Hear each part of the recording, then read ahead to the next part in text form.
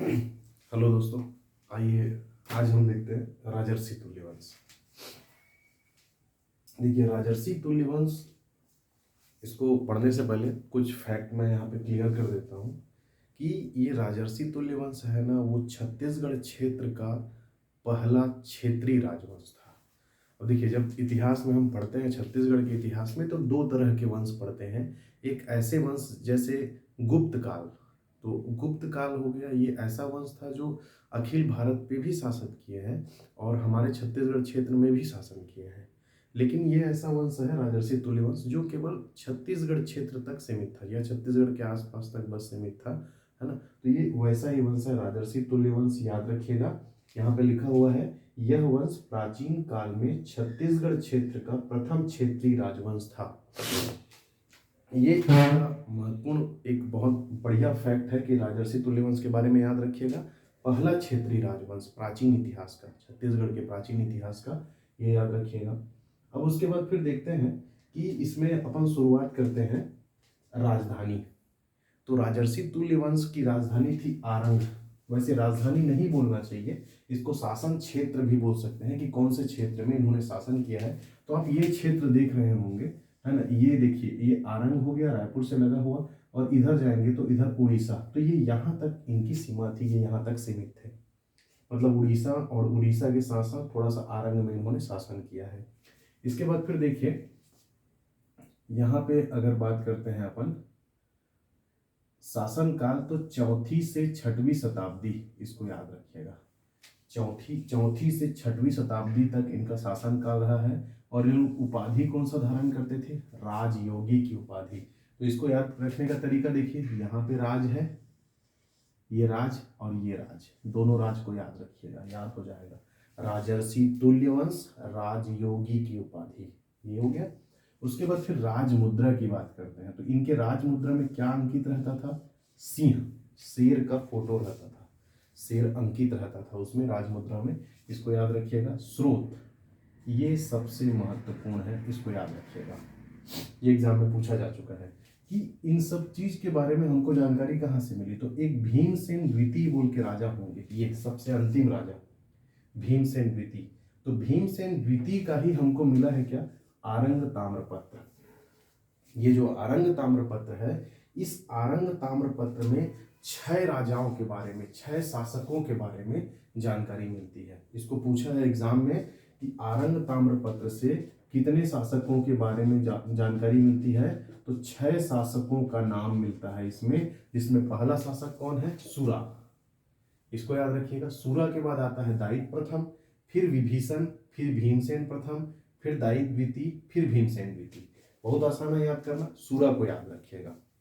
सूरा के बाद क्या आएगा? सूरा के बाद आएगा दायित प्रथम, फिर क्या आएगा? विभीषण। सूरा, दायित प्रथम, विभीषण, ये 3 हो गया। उसके बाद विभीषण के बाद आ जाएगा क्या? भीमसेन प्रथम, दायित द्वितीय, भीमसेन द्वितीय। इस तरह से इसको याद रखना है। तो सूरा, सूरा के बाद दायित प्रथम, फिर विभीषण, विभीषण के बाद भीमसेन प्रथम, दायित द्वितीय, भीमसेन द्वितीय। अगर आपको पूरा याद नहीं करना है तो कम से कम पहले और अंतिम को याद रखिएगा कि सूरा और भीमसेन द्वितीय। इस तरह से भी इसको शॉर्टकट में याद कर सकते हैं। तो देखो, चूंकि इस वंश का संस्थापक कौन था? सूरा, ये संस्थापक था, इसी कारण इस वंश को सूरा राजवंश भी बोल देते हैं। इसको याद रखिएगा। ये एक महत्वपूर्ण फैक्ट और है कि राजर्षि तुल्यवंश को और किस नाम से जाना जाता है? तो सूरा राजवंश के नाम से भी जाना जाता है। इसको याद रखिएगा। इसके बाद फिर याद रखिएगा, स्रोत हो गया आरंग ताम्रपत्र, जिसमें 6 शासकों का नाम मिला है। किसका है? भीमसेन द्वितीय का है। कहाँ से मिला है? आरंग से मिला है। इन लोग किनकी अधिसत्ता स्वीकार करते थे? तो इन लोग स्वीकार करते थे किनकी? गुप्तों की अधिसत्ता। गुप्त जो राजा थे उनकी अधिसत्ता इन लोग स्वीकार करते थे। इसके बाद फिर आगे चलते हैं, ग्राम दान। तो ये भी बहुत महत्वपूर्ण इस फैक्ट है इस पूरे वंश में। ये एक महत्वपूर्ण स्रोत को याद रखिएगा, दूसरा ग्राम दान को याद रखिएगा, और तीसरा मैं यहाँ पे बताया हूँ कि यह वंश प्राचीन काल में छत्तीसगढ़ क्षेत्र का प्रथम क्षेत्रीय वंश था। इसको याद रखिएगा। अब बात करते हैं ग्राम दान। तो ग्राम दान याद रखिएगा किसने किया? तो भीमसेन द्वितीय ने किया है। मतलब इस वंश में अगर किसी को ज्यादा याद रखना है तो भीमसेन द्वितीय है। पहला एक तो आरंग ताम्रपत्र मिला है उसका, और दूसरा भीमसेन द्वितीय ने ग्राम को दान किया है। उस गांव का नाम क्या है? भट्टपालिक। और किसके समीप है? दोंडा के समीप है। तो दोनों को याद रखना है, कभी कभी दोंडा पूछ दिया है इसको, तो दोंडा के समीप भट्टपालिक, तो दोंडा भट्टपालिक बोल के याद रखिएगा, है ना। इस गांव का इसने दान किया था। ये एग्जाम में पूछा था, व्यापम के किसी एग्जाम या असिस्टेंट डायरेक्टर के किसी एग्जाम में पूछा था, मेरे को एकदम कंफर्म याद नहीं है ना। और किसको दान किया था? तो हरि स्वामी और बोप स्वामी को। बोप स्वामी को कहीं कहीं पर बाप स्वामी भी लिख देता है, तो याद रखिएगा भीमसेन द्वितीय ने दोंडा के समीप भट्टपालिक नामक ग्राम का दान किया था। किसको? हरि स्वामी और बोप स्वामी को। ये इतना आपको याद रखना है राजर्षि तुल्य वंश में। राजधानी आरंग क्षेत्र, शासनकाल 4वीं से 6वीं शताब्दी, उपाधि राजयोगी, राजमुद्रा में सिंह का अंकन, स्रोत तो भीमसेन द्वितीय का आरंग ताम्रपत्र। और इस ताम्रपत्र में कितने शासकों का नाम मिलता है? 6 शासकों का नाम मिलता है। ये 6 शासकों का नाम है। सुरा संस्थापक था, इसी कारण इसको सुरा राजवंश भी बोल देते हैं। दायित प्रथम, विभीषण, भीमसेन प्रथम, दायित द्वितीय, भीमसेन द्वितीय। इसमें एक बार इसको पूछा था विभीषण कि प्रसिद्ध शासक विभीषण का संबंध किस राजवंश से है? तो याद रखिएगा विभीषण का संबंध राजर्षि तुल्य वंश से है। ठीक, और यह वंश प्राचीन काल में छत्तीसगढ़ क्षेत्र का प्रथम क्षेत्रीय राजवंश है, इसको याद रखिएगा। ठीक है, ग्रामदान किसने किया था? भीमसेन द्वितीय ने किया था। कौन से गांव का दान किया था? दोंडा के समीप भट्टपालिक गांव का दान किया था। किसे दान किया था? हरि स्वामी और बोप स्वामी को दान किया था। ये यहाँ पे जो है राजर्षि तुल्य वंश समाप्त होता है। अब इसके बाद फिर देखते हैं पर्वतद्वारक वंश।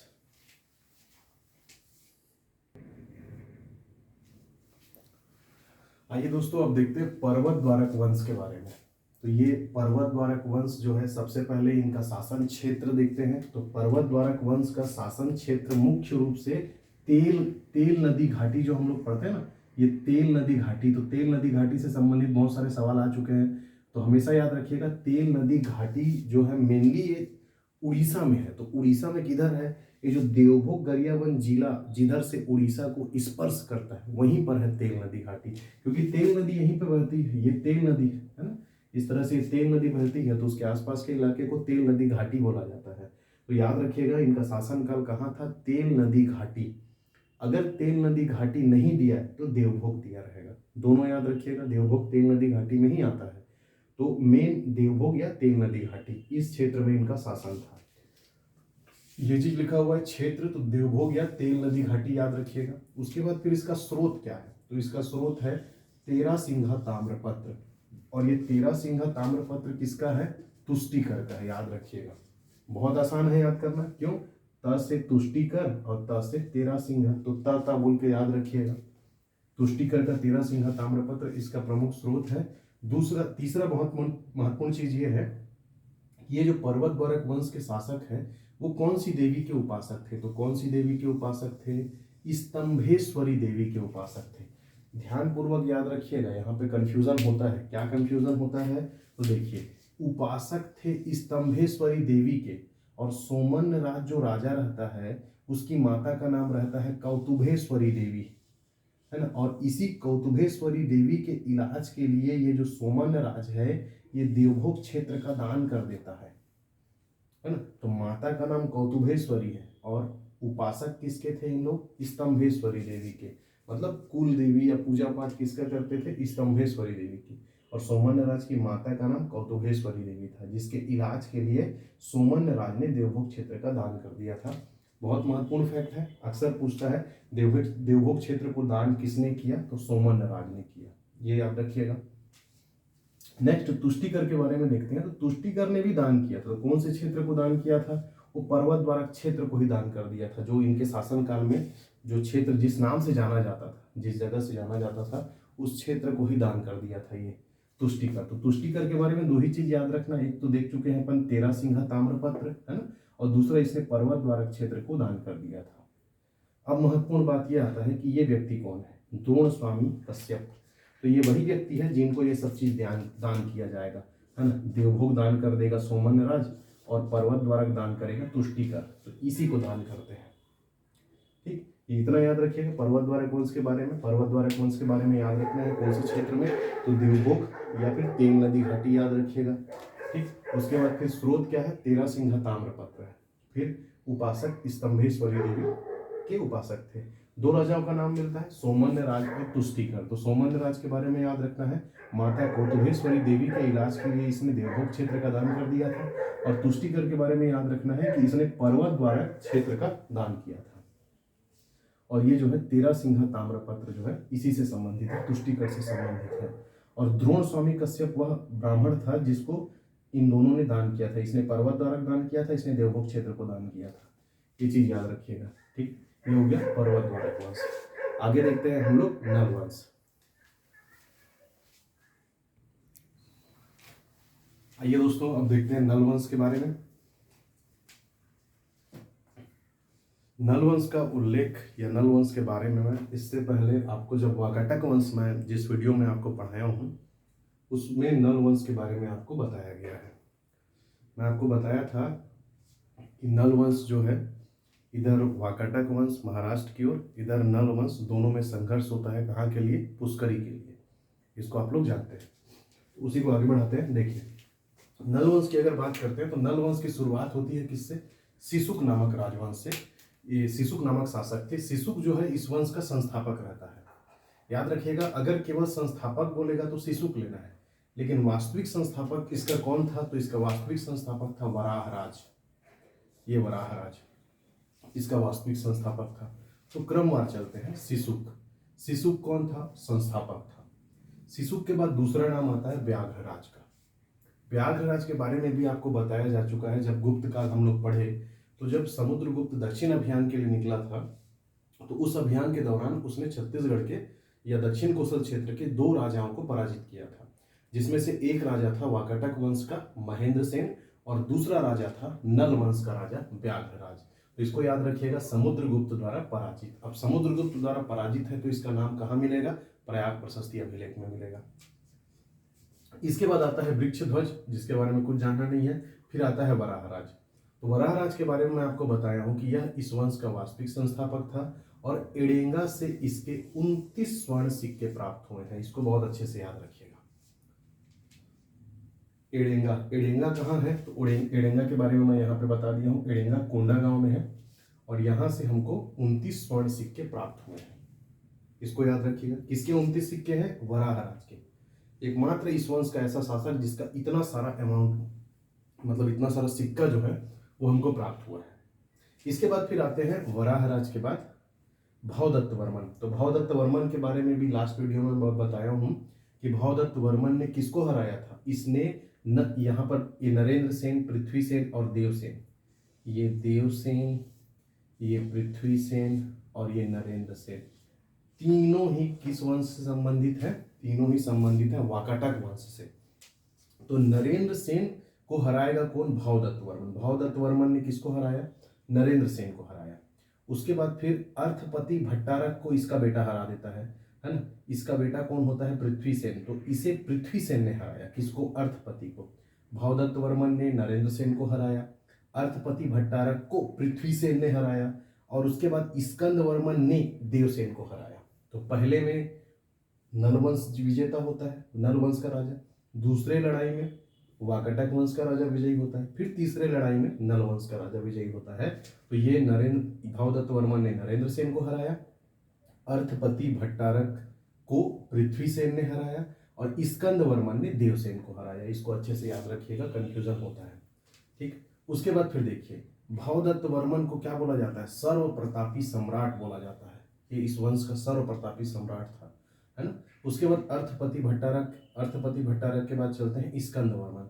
स्कंद वर्मन के शासन काल में सर्वाधिक साम्राज्य विस्तार हुआ है। याद रखिएगा, सबसे ज्यादा प्रतापी शासक बोलेगा तो भवदत्त, वास्तविक संस्थापक बोलेगा वराहराज, संस्थापक बोलेगा सिसुक, सर्वाधिक साम्राज्य विस्तार बोलेगा स्कंद वर्मन। इसको याद रखिएगा। इसके बाद फिर देखिए, स्कंद वर्मन के बारे में थोड़ा डिटेल में देखते हैं। तो इसने पुष्करी को फिर से बसाया। अब ये पुष्करी को फिर से बसाया, ये फैक्ट को आपको कोरिलेट करना है किससे? तो जब हम पृथ्वी सेन पढ़ रहे थे वाकाटक वंश में, तो पृथ्वी सेन ने अर्थपति भट्टारक को हराया, उसके पश्चात उसने पुष्करी को बुरी तरह से तबाह कर दिया था। और पुष्करी को तबाह करने के बाद उसी पुष्करी को बसाता कौन है? फिर से स्कंदवर्मन पुष्करी को बसाता है और इसको राजधानी भी बनाता है।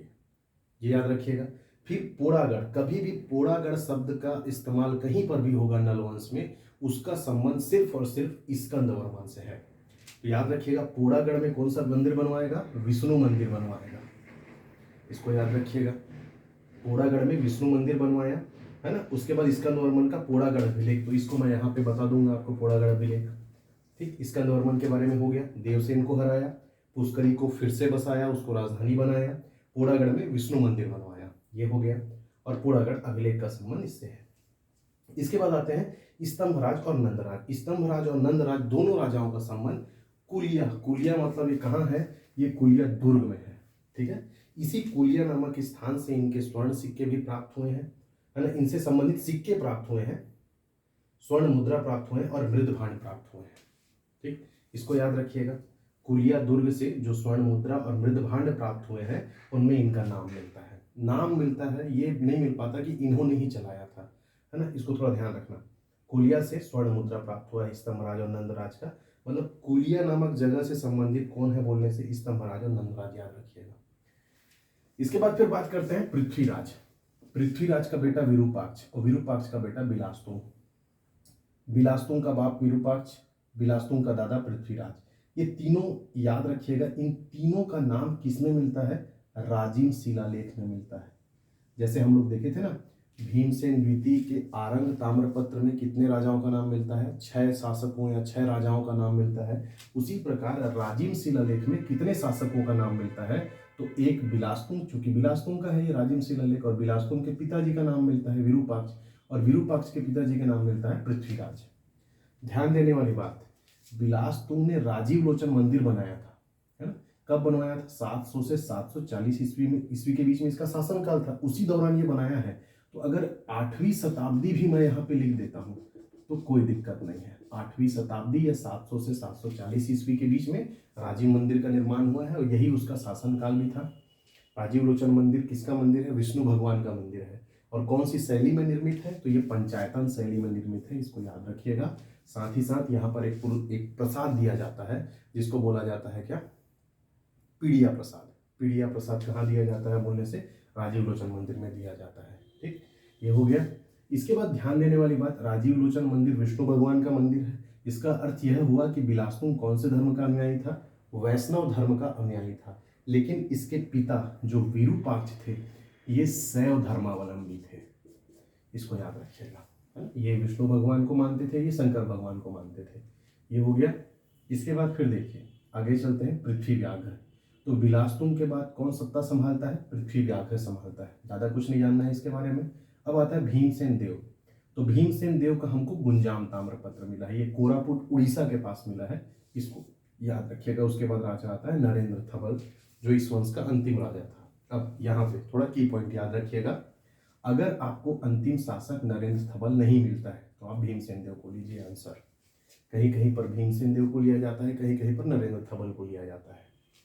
अब एक बार फिर से इसको सरसरी निगाह से देखते हैं। सबसे पहले हम लोग शुरुआत किए थे नलवंश की। नलवंश का कौन था? सिसुक।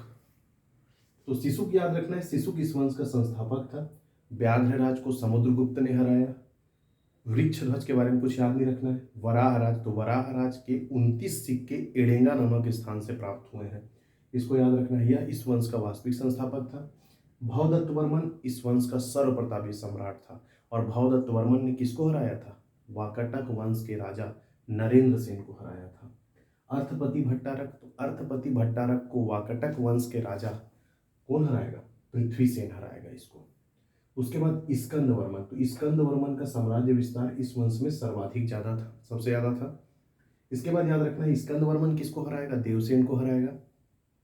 पुष्करी को फिर से बसाएगा, उसको राजधानी बनाएगा, और पोड़ागढ़ में विष्णु मंदिर बनवाएगा। और पोड़ागढ़ अभिलेख का संबंध किससे है? स्कंदवर्मन से है। फिर स्तंभराज और नंदराज का संबंध किससे है? कुलिया नामक स्थान से है जो दुर्ग में स्थित है। इसके बाद नाम आता है पृथ्वीराज, विरूपाक्ष और बिलास्तुंग का। इन तीनों का नाम मिलता है राजिम शिलालेख में, जो कि किसका है? बिलास्तुंग का है। 8वीं शताब्दी या 700-740 ईस्वी के बीच में राजीव लोचन मंदिर का निर्माण करवाया जाता है। किसके द्वारा? बिलासतुंग के द्वारा, जो किस शैली में निर्मित है? पंचायतन शैली में निर्मित है। और यहाँ पर जो प्रसाद दिया जाता है उसका नाम पीड़िया है। फिर भीमसेन देव के बारे में याद रखना है, गुंजाम ताम्रपत्र। ठीक, फिर यहाँ पे मैं कुछ चीज बताया आपको कि बिलासतुंग वैष्णव धर्म को मानता था, लेकिन इसके पिताजी शैव धर्म को मानते थे, ये याद रखिएगा। संबंधित स्थल के बारे में बता दिया गया है। एडेंगा से वराहराज के 29 सिक्के प्राप्त हुए हैं। कुलिया का संबंध किससे है? कुलिया का संबंध है आपका स्तंभराज और नंदराज से। उसके बाद स्वर्ण सिक्का, तो इस वंश के शासकों के द्वारा जो स्वर्ण सिक्का चलाया जाता था उस पर किसकी आकृति रहती थी? ऐसा कोई सवाल है। नंदी की आकृति रहती थी। नंदी मतलब बैल, कुबड़ वाला बैल, उसकी आकृति रहती थी। और जो एकदम प्राप्त हुआ है, एग्जाम में पूछा गया फैक्ट है ना, वराहराज भावदत्त और अर्थपति ने स्वर्ण सिक्का चलाया था, इसको याद रखिएगा। हालांकि स्वर्ण सिक्का इनका भी मिला है, लेकिन हमारा जो सवाल पूछा था ना उसमें आंसर इसको लिया गया है। इसको याद रखिएगा कि स्वर्ण सिक्का किसने किसने चलाया था? वराहराज, वराहराज के बाद भावदत्त, भावदत्त के बाद अर्थपति। बिल्कुल ये क्रम को याद रखिएगा। देखिए ये क्रम जो है ना, इसी क्रम को याद रखिएगा। वराहराज, भावदत्त वर्मन और अर्थपति भट्टारक, ये तीनों ने स्वर्ण सिक्का चलाया। ये तीनों का नाम राजिम शिलालेख में आता है, इस तरह से याद रखिएगा। अब इनके ताम्रपत्र या अभिलेख की बात करते हैं। तो देखिए भावदत्त जो है इसने कौन सा ताम्रपत्र चलाया? रिद्धिपुर, है ना। भावदत्त, रिद्धिपुर। तो हम लोग जैसे आशीर्वाद वगैरह देते हैं ना किसी को, है ना, सुखी रहो, खुशी रहो, इस टाइप से।